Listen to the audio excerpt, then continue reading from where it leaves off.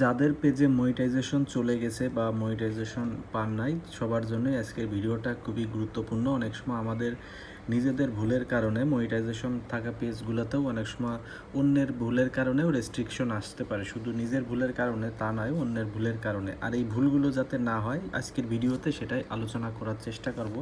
প্রথমে আপনারা পেজটি সিলেক্ট করবেন, এরপর সেটিং সিলেক্ট করার পর এই যে নিউজ ফিড দেখতে পাচ্ছেন, এখান থেকে নিচের রিডিউস অপশনে আসার পর এই যে এই অপশনগুলো রিডিউস মোর করে দিবেন। এখান থেকে এই তিনটে অপশন রিডিউস মোর করার পর এখান থেকে বেরিয়ে আসবেন। এরপর আপনি যে কাজটা করবেন, সরাসরি প্রফেশনাল ড্যাশবোর্ডে চলে আসবেন। প্রফেশনাল ড্যাশবোর্ড থেকে আসার পর এই যে নিচের দিকে দেখতে পাচ্ছেন যে মডারেটর অ্যাসিস্ট, এই মডারেটর অ্যাসিস্টে আসার পর এই অপশনগুলো, এখানে 10টা অপশন আছে। এই 10টা অপশন আপনি এই অ্যাডে যাবেন।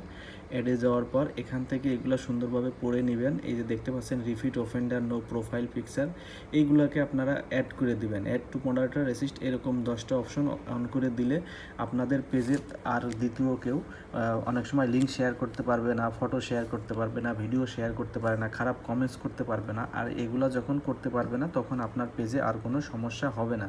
সো আপনি অন্যের কারণে আপনার পেজের সমস্যাগুলো এভাবে দূর করতে পারবেন। আজ থেকে এই অপশনটি অবশ্যই আপনারা অন করে রাখবেন। এই দুটি অপশন কেমন লেগেছে আপনাকে ভিডিওটি অন্যকে অবশ্যই দেখার সুযোগ করে দিবেন।